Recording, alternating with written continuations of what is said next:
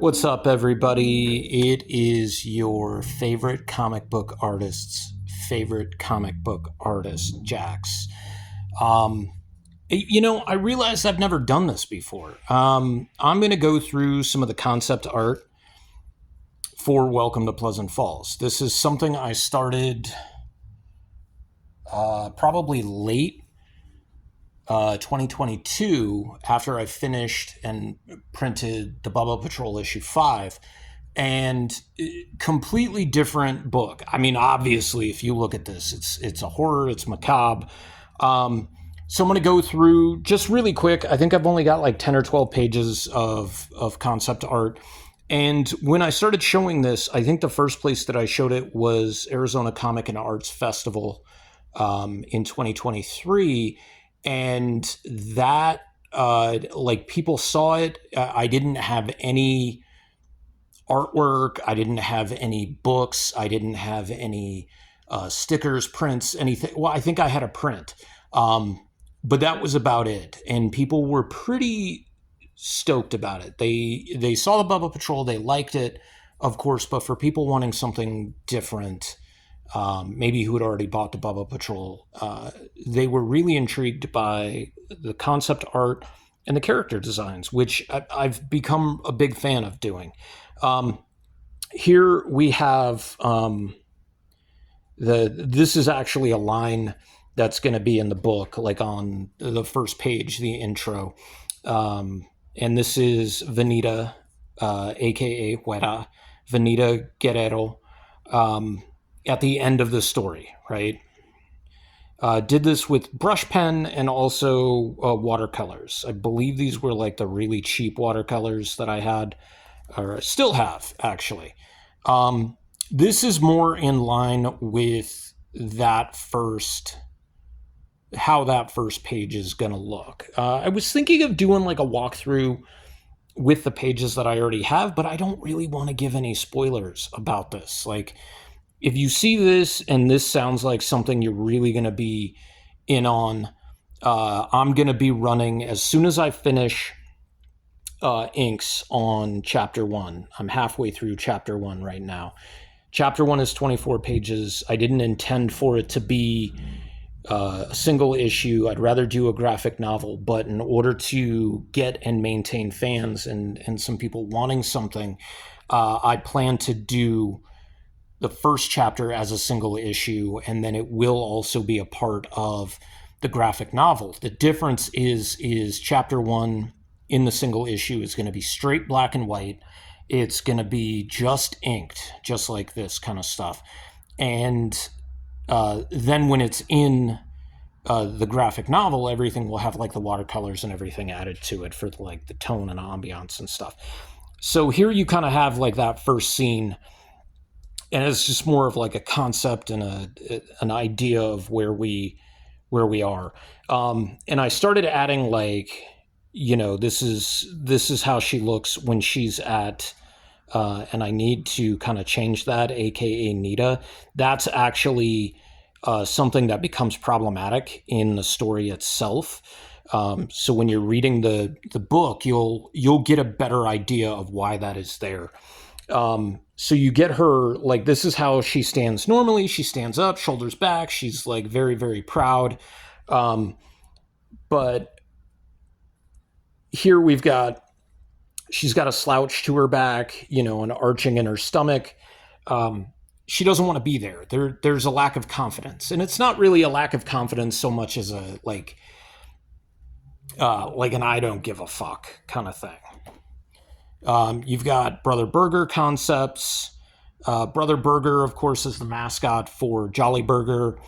Jolly Burger's first store, or the founder, like the Dave Thomas of Jolly Burger, was born and raised in Pleasant Falls. The first restaurant was there. Then it became this like mega corporation. Brother Burger was like the first mascot. Yeah, you can see right here, 2022. And he kind of became like this icon. And then like in the 80s and of course into the 90s, they kind of shuffled him under the rug because, I mean, all the Catholic Church, I I don't want to say conspiracies, all the scandal, everything that they were accused of doing, and they were just like, let's just get rid of him and bring in like these other characters as well. So you got more Vanita, just like body type concepts, some action shots, her with weapons. Um, One of the things I wanted to do with this book is you really don't see a ton of diversity in horror movies unless that person does one of two things. They die first, the whole trope of the black character dying first, or they are the very last character to die. And that's done in those stories where it's like an estranged boyfriend and girlfriend or an estranged husband and wife, and three people survive, and it's the estranged husband, wife, boyfriend, girlfriend kind of thing who are like, there's tension all movie, and then there's the black character, and the black character gets killed right at the end, or the minority character gets killed right at the end, and thus ensuring that these people survive and, you know, they live happily ever after, presumably. You know, it happened in The Abyss. It happens a lot. But my final girl is Venita Guerrero. She is not only Mexican, not only Chicano, she's a chola, and she leans into that, right? She's from Apex City. She hung around with other cholos. She's half white, so she was given the nickname Huera because she's not full Mexican, which is also something I can greatly relate to. My mom is Mexican. My dad is half Mexican.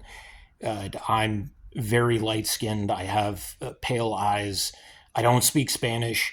And that's been something that followed me through high school, where I would literally get in fistfights with people who didn't want me to claim that I was Mexican. Really, really bizarre things. So this is really like also a cathartic output for me in some of these characters. Then you've got Perry. She's nicknamed after a peregrine falcon, and that will play into a lot of things.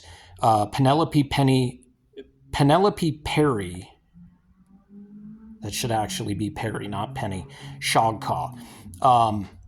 Shogcaw is an anagram for goshawk, which is a type of falcon, a bird of prey. But Perry, short for peregrine, is a falcon or a bird of prey that's also a bird that is preyed on. Thus, we get Perry.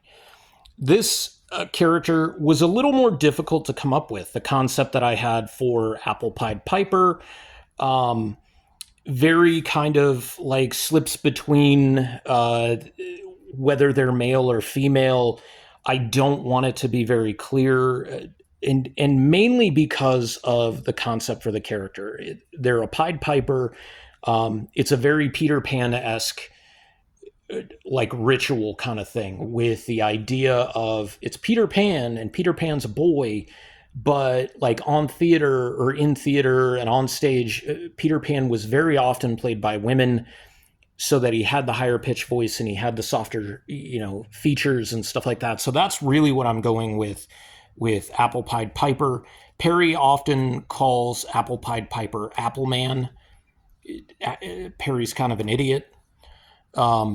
If you couldn't tell, we've got Big Cheese here. Nowhere in the carrying over story, this was when it was still kind of a little bit, kind of more of a parody of McDonald's, which is how the story really started out. So you've got King Cheese, which has actually since become Big Cheese, and his scepter, Burger Bill. And I don't know if Burger Bill is really going to be a part of anything, maybe part of the prequel. But I wanted, there's, you know, just the trope of clowns with this, but it's not going to be like a clown full time, not like Art the Clown, not like Pogo the Clown, which, you know, wasn't a horror movie. It was, you know, a real piece of shit. Or like Pennywise. You've got more character concepts. I don't know if I really should be showing this right now. Maybe I'll block that out. It's like a real key state. But if you read the God, what is it? If you read the story within the story, the one shot that I put out, you will have seen this character already, the Hunger, also known as the Glut, one of the elder gods. One of actually, I have 5 elder gods. I was thinking of one of the 7 elder gods. Then you've got more character study of Weta. Of course, you can see here she doesn't have like a little button nose. She's got a very prominent, you might call it a Roman nose, deviated septum. I didn't want her to be typical. I mean, she's already Latina. She's already a Chola. Let's do some different things with her features. So she's got, the bags under her eyes. She's got the deviated septum or the larger bridge nose. She's going to have like more curves and everything, which are more synonymous with Latina women. You've got a bunch of characters here. You've got the Hunger or the Glut. You've got Special Agent Mac, who is kind of a liaison in this whole story. You've got Perry Shogcaw. I just misspoke when I wrote Penny on that, but I'm not going to change it because I kind of like the fact that it's imperfect. You've got the Honorable Mayor Kabik, and then here you have a lot more character study. You've got more of like an egg-shaped head. He's he looks like a very punching bag kind of character. He's in charge, but he's not really in charge. Like he's the figurehead of the city. Like you get here, there's somebody behind him feeding him the information, and he's just ready to go. If you know anything about Kabik, you'll understand the joke there. You've got more along the lines of character studies for Agent Mac. He's older. He's kind of like I said, a special liaison to the town, everything that's going on. I was kind of modeling him after Clint Eastwood in the movie where he was a Secret Service agent where he has to protect the president. And he had also been a Secret Service agent when Kennedy was assassinated. A Line of Fire. So definitely he's very tall. He's very lean. He's very like traditionally like weirdly masculine while still being like really effing old. You got the Glut, the Hunger concept. This was turned into, it's going to be actually a page in the book. It's probably one of my favorite pages that I've drawn so far, but I can't do any inks or anything until much, much later. I love the visual of, the machete just being planted in her face and it kind of being offset as well, but not being deep enough to kill her outright, just to bleed her out in a very quick manner, but not while her senses are her senses are still functioning. So even though she's got this eye completely taken out, her nose is taken out, so her breathing is labored through her mouth only, and you're going to get that eye that's going to see absolutely everything. More Veneta sketches. Some of the stuff I really like is, the paper is kind of rough and everything. That gives us, not a lot more. That's actually the end of this. Hope you guys enjoy this. It's kind of like a little preview of what I'm working on. Like I said, I'm halfway through the inks for chapter 1. And chapter 1 is going to be, like the finished product is going to be a little different than chapter 1. I'll be doing a crowdfunding campaign. I can't tell you right now if it's going to be on a platform of any kind or if it is indeed going to be what I've done the last 2 times, which is just running it on Facebook and Instagram, where you'll be able to just kind of like see what the tiers are. I'll do a live feed and I'll show off everything that we've got and tell you what the reward perks are going to be and the really fun names for the reward perks. Sometimes people are just like, it's tier 1, it's tier 2, it's tier 3. They'll be numbered, but they're going to be like first to die, killed off screen, there will be a final girl tier, which is going to be a one of one kind of thing. And just the option to be able to support the printing of this book. Typically speaking, I do not pay myself. When I put out the story within the story, the one shot of Welcome to Pleasant Falls, I actually made a little bit of extra money on the crowdfunding campaign. So I was able to pay myself a little bit for the work and still have everything printed. That's the hope and the intention, but it's not necessarily what is needed. The crowdfunding campaign will be specifically to get this book printed in limited quantities. It will definitely be ready in time for the chapter 1 will be ready in time for Tucson Comic-Con. And hopefully if I get accepted for Gathering of the Ghouls, which will be in September. So just stay up to date. And if you want to support me before then, you can always, I got to start my Ko-Fi up again. But all the links to all of my shops are in the description below. Just like, share, and subscribe. I gained like 3 subscribers and then lost 2 like right afterwards. It was really, really weird. So I don't know if those were bots or whatever, but yeah, it's greatly appreciated supporting independent creators and what they do. And this is what motivates me to keep going. Like, I want to tell my stories, but I need people to want to read these stories and to feel linked to some of these characters and see what's going to happen and want to see what's going to happen. So hope you guys take care of yourselves. Again, it's still a crazy, messed up world out there. Just take care, and I'll see you guys next time.